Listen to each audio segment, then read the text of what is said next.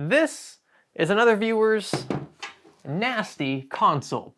And as usual, it really doesn't look all that nasty on the outside, just because, yeah, there's not much to it, just a few plastic panels. But inside, that's where it gets pretty gross, and this one apparently hasn't been cleaned in its entire life. You can see this warranty sticker has never been removed, which means that the console has never been opened up. And while yes, there are some clear signs that this is a used console, there's a lot of dust in the top grille especially, some on the sides, and just the plastic overall doesn't look like it's in the best of shape. Where we really expect to see this dust is again on the inside, in and around the fan, as well as the heatsink. I've taken apart about 3 or 4 of these Xboxes so far, so at this point it's pretty robotic. I know how to get into these very quickly. One thing that you should know going into this is that with respect to the competition, right, the PlayStation, these Xboxes don't have integrated AC adapters, right? So they have external power bricks that then plug into the wall, which I think is a bit more annoying. But another byproduct of that is that the interior of this console is a bit more open. There's a bit more room for air to kind of circulate, for dust to move around and collect on other surfaces, whereas in the PS4's case, it's mainly just the external kind of housing will get really dirty on the inside, and then basically the fan and the heatsink. That's really about it. The power supply will get kind of dirty, but in my experience, I've seen way worse when it comes to the heatsink itself and the fan. In the Xbox's case, the motherboard also gets very dirty because it's rather exposed in here. There's not much covering it up because, again, that large internal power supply is missing. So that just adds one more step to this process. We have to be a bit more thorough there, but everywhere else should be pretty straightforward. I'm looking forward to getting inside of this thing and reviving it, making it look as close to new as possible.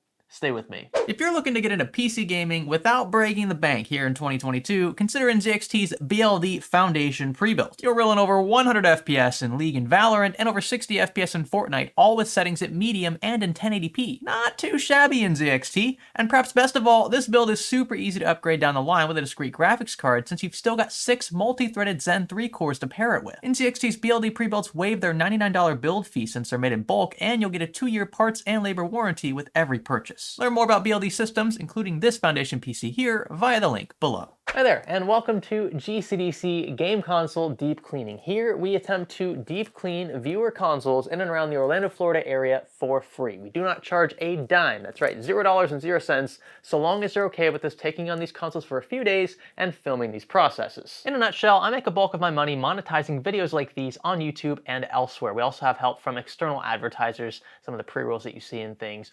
Those are a big help. They allow us to continue doing what we're doing for free, so I don't offload any of that cost to the owner, who is already gracious enough to loan us his or her system for a few days, and who typically ends up driving an hour or two to get to where we need to get to pick up the console and then drop it back off. Now, before we do any sort of cleaning with this console, we need to power it on and make sure that it functions properly as is. If for whatever reason it arrives here dead and I end up taking it apart, cleaning it, and then reassembling it, how would I know that it wasn't something I did that caused the console not to work? So for peace of mind's sake, especially as a business, we need to verify everything is good to go up front. Wow, that glare is pretty awful on the screen. By the way, this portable monitor here is a PX160 from Pixio. I'll have it linked below. I'll try to include it from now on in all of our troubleshooting areas of our video descriptions where we have our troubleshooting stuff. So everything is plugged in now. We should be good for power. Sounds good. Just make sure that it posts. That's really all I'm worried about here. Yep, looks pretty good. Alrighty, okay, so we'll power this back down and we'll get to disassembly. By the way, while you're watching this, you can check out all of our cleaning gear and our disassembly gear, so things that we use for troubleshooting as well as taking these apart, in the video description if you are interested. To start, we'll turn the Xbox on its side, we'll pull this grill up, just a quick little pry tool, should be all we need, and we'll carefully remove this grill. Last little clip back there.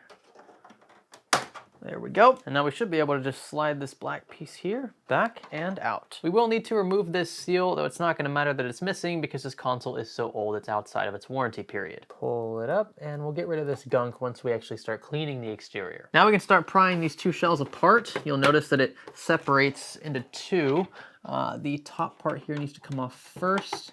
We'll use our pry tool to kind of get in here. Yeah, taking these Xboxes apart can be a bit of a pain. Just be patient. You don't want to break any of the plastic. It sounds like I am now, but I promise that's just how it's supposed to come apart. Now, once you've got this part kind of hanging here, you'll want to flip the console around to where the front is facing you, and this part here is a little more tricky. You're gonna want to carefully pull this back, and the top should slide out. Now be careful, because we do have this little ribbon cable to take care of. What people will do is rip this thing apart because they think that there's nothing attached here, and they'll just kind of yank away the top panel without heeding this warning. So don't forget that. All we gotta do is lift the blue section of the cable that wraps around the connector, and it should just pry on out like that. There we go. And now we can pull away the top panel. Also, do pay attention to this clip here. I should have pulled this out first. Ours came out without issue, but what you're supposed to do is pull back on this retention clip and then lift up, and then you should very easily be able to slide out the ribbon cable. We're gonna leave it like this, and that'll make reinstallation much simpler. Now we're gonna take care of these smaller boards. First off, this one in the back is responsible for Wi-Fi and Bluetooth. You can see its antenna runs all the way to this front board here, which powers this speaker, and also is responsible for the power button, which of course we just removed part of by removing the ribbon cable. So we'll start here. It's gonna be a T9 Torx bit. If you have trouble with that T9, drop down to a T8. I don't think you're gonna strip anything. We'll get these two screws out here, and then we will remove this antenna. Just pull straight up. We can pull these clips out of the metal housing, and then we can detach the other side of the antenna from the front board. Now this we're going to want to pull straight up on because it slots into a connector underneath. So be careful here. There you go, and you can see part of that connector. We'll detach this speaker from the front board, and the speaker itself should simply unclip from the metal housing. Now I'm removing these longer Torx screws that thread all the way through the metal housing. Once we get these out, we'll be able to separate this housing from the plastic bottom shell. Just one more to go here, and I think this should just pull on out. I want to be careful, of course, sensitive stuff inside, but yep. There we go. Now this actually looks pretty good. There is some dust collected here at the back and along the left side, but otherwise, yeah, not too bad a shape. Now we can take care of this front board with these 3 Torx screws removed. This will just slide out like the Wi-Fi board did. We're gonna pull straight out toward the camera. The connector's right here. It's wanting to be a bit stubborn. It's never been removed before. And there we go. Now we're gonna take care of 3 more Torx screws, and these actually hold this cable that connects to that Wi-Fi board against the top of the metal housing. So 1, 2, and 3. Now we can carefully lift up, and all is revealed on the inside. You know, I've gotta say, for never being cleaned in its life, I am pretty impressed with this one. It's not that bad. I mean, it's definitely not new, but I've seen much worse in a console this old. We're gonna remove these cables. They all sort of just pull straight up from their connectors on the board. Just be careful, you don't wanna dislodge the connector itself in question. That could be pretty bad. Let's see, we're gonna pull up on this here. That's power for the hard disk drive, SATA data for the same drive, and then this should just pull straight up. And same goes for the optical drive here. So SATA data cable, pull back on, and then we'll also pull back on the board side. And once more for power, pull back and pull back. Now, this optical drive should also just pull straight up. Check that out. The last cable to tackle in this entire console is this one right here, and this is responsible for powering and controlling the RPM of the fan. Carefully wiggle this one out, and yeah, pretty much it there. Now we can remove these plastic clips. This one here, and these 2 black standoffs don't use screws, they just kind of clip into the bottom side of the metal housing. Now there's only a couple more things holding this main board in place. That'll be these 2 screws right here and right here, and these 2 here closer to the front of the console, or I suppose further away from the camera. Oh, I almost forgot, these 4 screws here holding the back plate of the cooler. Once we remove these 4, we should just be able to pull this little metal housing away. And now what I'm gonna do is flip this back over. The main board should pull straight out. Just be careful because there are a few places where these connectors are actually touching the metal shell. Tight fit, that is for sure. And look at there.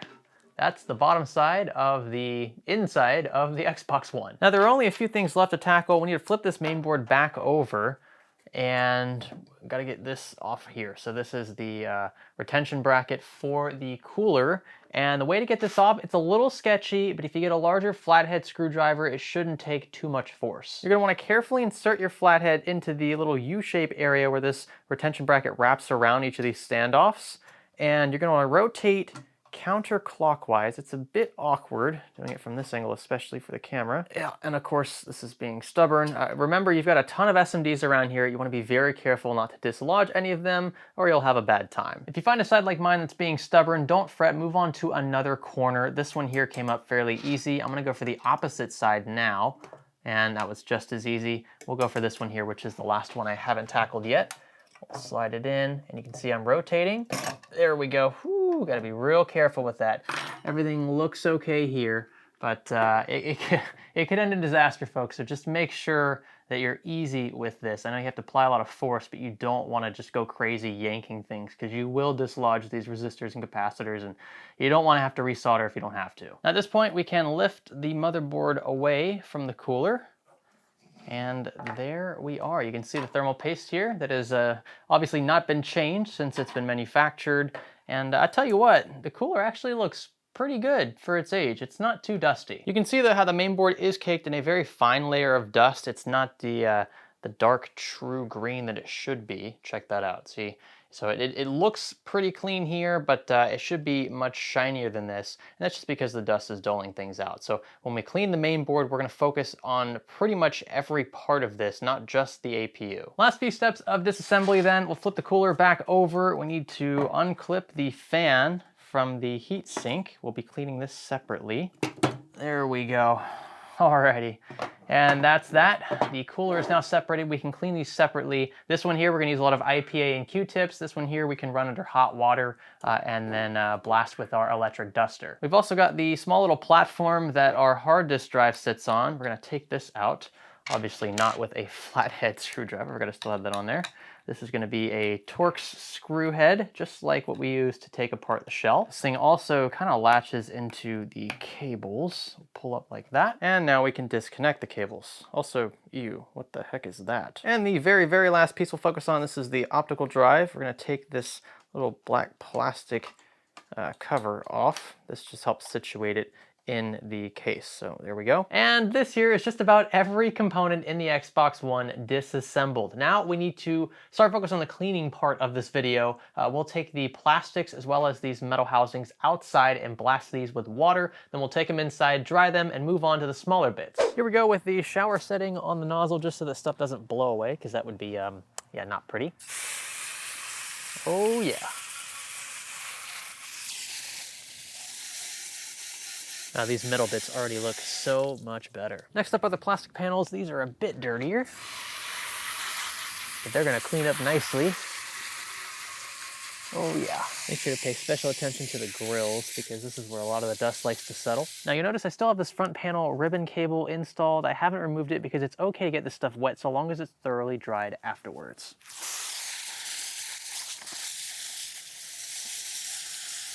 Now, if you notice any hard-on stains that don't come out with just water alone, you might need to take these inside, use hot water and soap. That can also help with the plastic stuff. Last piece here, and then we'll dry everything inside.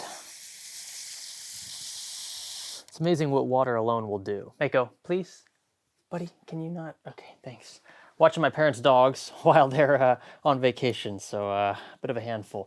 Here, I just like to use a towel. What you can do to make sure that things are dry thoroughly after this, you can hit it with some compressed air. An electric duster will get a lot of the water out of the smaller seams, and then you can set these outside if it's hotter, so that this water can evaporate. That'll make sure that there are no traces of H2O remaining by the time you start reassembling these things. Moving on to the main board, I like to use isopropyl alcohol for these. Now what you could also do is just blast it with some air, but what you'll find is that especially in these older boards, this dust will be kind of caked on, so it won't come up super easy. You'll see I'll just touch it right here. There's some of that dust coming up, but you gotta really scrub it to get it nice and dark green, right? That's the silk screen you want to see. So just hitting it with some air is not going to totally clean this up. Ask me how I know. And that's why I like to use IPA. What you can do actually is just carefully pour some over the board in a few areas. This stuff will not hurt the electronics. And then when you have these puddles, you can take some Q-tips and start running around the board and getting up all of this dust. Just make sure that you don't miss any areas because it will show up once this IPA dries. Comes right up with a Q-tip. You can also start rolling the Q-tip as you're sliding along the board so that you're not just smearing it. You will end up smearing it inevitably, but the idea here is to get most of this dust dislodged from the board. And then once this IPA dries, we can hit it with our electric duster after the fact, and that should take care of the rest. See this area here? Watch how much cleaner it looks once we scrub it with IPA. There you go, it's gonna soak up a lot of that dust up front. Oh yeah, there's that darker green we're looking for. Another area over here, we're just gonna soak it all up. This is a very rewarding part of the cleaning process. I love this part, even though again, it does take quite a while. It is so satisfying watching this dust get soaked up. We can also turn our attention to the APU where this old thermal paste will need to be picked up. Again, IPA and Q-tips, pretty great combo for this. And would you look at that shiny mirror underneath? Looking super fine. Now normally this paste around the die could just stay here. It's not really hurting anything, but I like to make these GPUs, or these APUs rather in this case, look as good as new.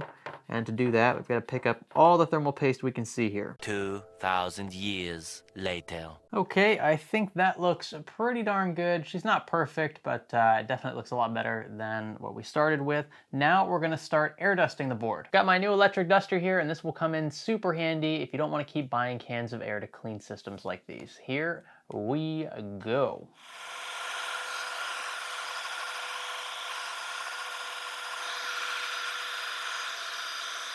And after cleaning the ports as well, you can see this board is looking so much better. I'll even give you a little side-by-side comparison here so you can see just how magical the transformation was. And all we did was hit it with some isopropyl alcohol, Q-tips, and a duster. You could choose a can of air to replace that. Moving on to the heat sink, let's first get this thermal paste up. And it's a bit chalky, definitely needs to be replaced. I expect we'll see a pretty healthy temperature drop as a result of just repasting this console here. I don't think we're going to see a big temperature difference just from removing the dust, but repasting, especially after a few years of use, will almost always lower temperatures to some extent.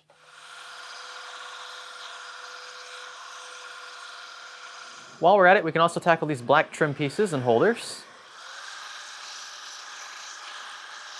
Now we arrive at the only fan in this entire console. This one looks like a 120 mil. It's what you'd find in pretty much every Xbox One, or first gen Xbox One at least. But I like to spend a lot of time with these because restoring a fan properly, not only cleaning it, but we'll also lube it up as well to make sure that the bearings are going to be good for the long term, means that this fan will last so much longer. Now we could just outright replace this. There are fan upgrades for Xbox Ones. You could just stick a Noctua fan onto the cooler and probably run a lot quieter, but these fans are designed specifically for the console and they clip nicely into the heatsink that we just cleaned. So we're going to spend a lot of time with this, like I said. I like to start first with Q-tips and a lot of isopropyl alcohol. We're going to clean the fan blades as well as the inside of the frame.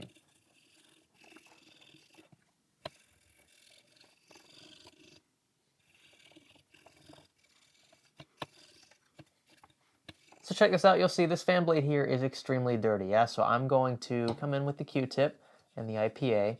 The angle of approach for me with this, I'm trying to get this on camera here, is a little awkward, but you can see just the huge difference already.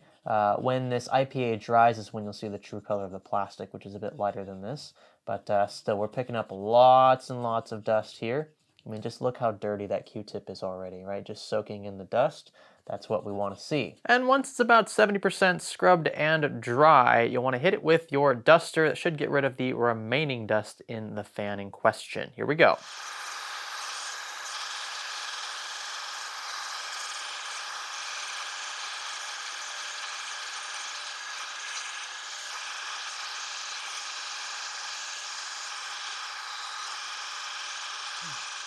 And there we are. There's one much cleaner, nicer looking fan. There are a few scuffs that obviously we can't get out. They're just scratches, blemishes in the plastic or the composite that we Can't do anything about because it's just part of the manufacturing process. But obviously not going to affect thermals in any way here. So those little texture variations just come with the territory. But all the dust is gone and the fan spins nicely. We even lubed it up for him and should be good to go for several years to come. We can tackle both the hard disk drive and the optical drive just by using IPA and some shop towels. Pour just a little bit on there, let that get soaked up, and then we will scrub it down. And of course, we'll follow this up with a shot of air just to get rid of the bits of shop towel that are kind of fraying everywhere. I like to use these instead of the Q-tips, obviously, because we can cover much larger surface area in a shorter amount of time.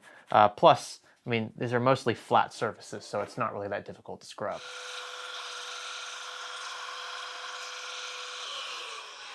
And that is one healthy looking hard drive.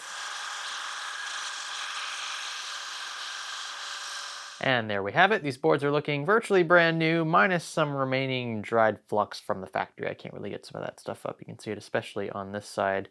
There's just some lighter stains that are kind of sort of coming up with IPA, but again, I mean, scrubbing for like hours might get this stuff up. It's just really not worth it in the grand scheme of things.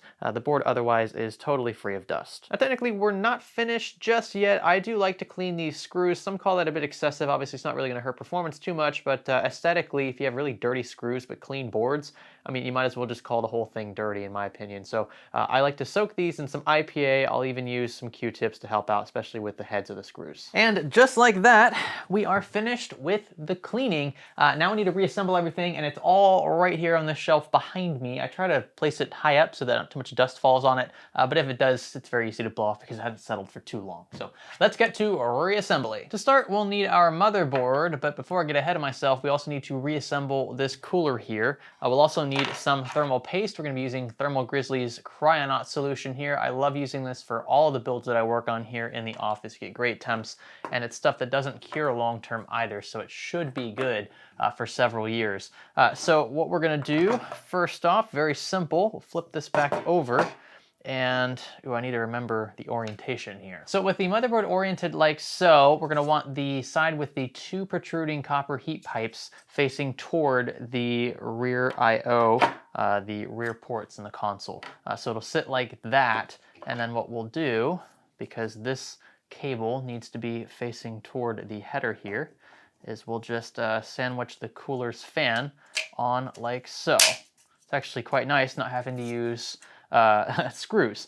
So now we'll get the thermal paste here on the APU. We'll put quite a bit more than you might think we need just to be on the safe side. You'd rather add a bit more than a bit less. And then once we apply mounting pressure to the cooler, this will spread out. Now what I like to do here is go ahead and position the cooler where it needs to be, thread it through, and then holding both, we'll flip the assembly upside down, and then you'll see the standoffs poking through. Now, this is where we need to get the little brace here secured. And you want to be careful, again, because of how this is designed. You're going to have to apply quite a bit of force to get this around the remaining two standoffs. You might need to resort to a flathead screwdriver, just like we used to remove this in the first place. So we'll bend it back and try to wrap it around. There we go, that one's good. And same thing for this last standoff. Just bend it back a bit, apply some force. Again, be very careful. Now this back plate is secure. Reconnect our fan cable, just slide straight in like so. And now we can situate the main board in the bottom half of the metal shell. I like to start with the rear I/O, and the rest of the board should just barely fit. Gotta make sure we can see all of our ports through these cutouts. You can then get these plastic standoffs installed. These black ones, again, don't require any screws. They just kind of clip into the housing. And finally, this white one closer to the rear. This one does require a screw. Thread it through from the side and tighten it down. Now we're gonna flip the entire console over to the point where the cooler is pretty much holding everything up. And we're gonna tighten down the little cross member, this little X brace here, with the 4 screws that we removed earlier. Don't forget these 4 silver Torx screws. 2 of them are gonna go up here and the other 2 down here. Once these are good and tight, your motherboard should now be fully secured to the metal shell. Hard disk drive will sit right about here. Of course, we'll tighten this all down with those longer screws later. Pretty much just as simple for the optical drive. In this case, it'll sit right about there. And with these cables connected, we have just a few more things to take care of, and then this thing will be ready to go. We'll reconnect and lock down this front panel. Just slots in like so. Torque screws in. Wi-Fi connector secured to the top of the metal shell. This connector is then connected to the main board. Just be very careful. And then with that slotted in, we can now reconnect the top panel to the bottom. Of course, this isn't the exterior of the console, but it is an important part because this helps fasten everything else down thanks to these longer Torque screws. With the plastic exterior housing in place, we can drop the metal shell into position. We can reference the cutouts at the rear to help us align this a bit better. And then take these Torque screws, thread them all the way through, and it's coming together. We'll slot in our Wi-Fi card, push straight down, make sure you have a proper connection there. 2 more Torque screws, speaker, and antenna. Now this next part can admittedly be a bit tricky. We need to connect the ribbon cable to this front panel here, and that is kind of like all one big unit, so yeah, that'll be fun. So figure out a way to connect this. I'm just gonna tell you how I'm gonna do it before actually trying to film it because it might not all show up on camera. But once you connect the ribbon cable, you're gonna have to kind of hinge it on the bottom and then fold it down. And it might take a few tries. If you haven't done this before, you will very quickly understand what I'm talking about. Once it's in position down there, you kind of gotta sort of squeeze this. There's a clip here. That's what really makes it difficult. A few moments later. Wow, okay, so I just found a way to do this so much easier. I have not seen this on any forum I've read. I'm sure it's out there, but so many folks have issues getting this top panel on. Like I said, it's a pain in the butt. So here's how I did it. I'm gonna go ahead and rotate this around for you so you can see better on camera. So what you wanna do is disconnect this top panel from the front panel, and it's very easy to do that. There's just some clips here. And you pull back on these little clips and this just slides up, right? So now the top panel is detached from the front panel. Now the front panel hinges into place. This is very easy to get situated. Once it's hinged, I wanna make sure that you're lining it up correctly, just like that. So that right there is a fully situated front panel, okay? No issues there. So this top panel slides straight down onto these clips here, and that was what created a lot of the problem, was that you had to hinge this front panel back toward me, but you also at the same time had to slide this panel down, and doing both was just near impossible because you were missing these clips, especially this one up front. So what I'm gonna do is drop this front panel straight down. In fact, I'm actually gonna clip it totally into position, or as much into position as I can. Now this front part, right? All I'm gonna do is slightly pull back on this front panel. I'm gonna lock the remainder of the top panel in place, and then this front panel will just push back straight into place.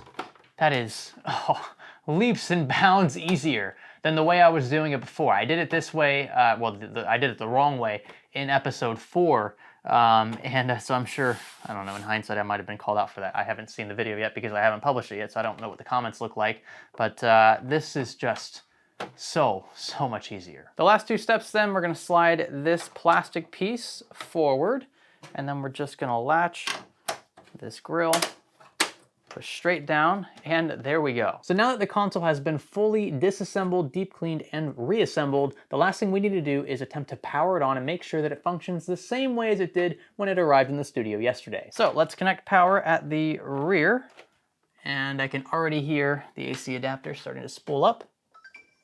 Whew, it's a good sign. The front power button works. Sometimes the ribbon cable can get snagged or it can break, and that causes issues. But it is looking like it works.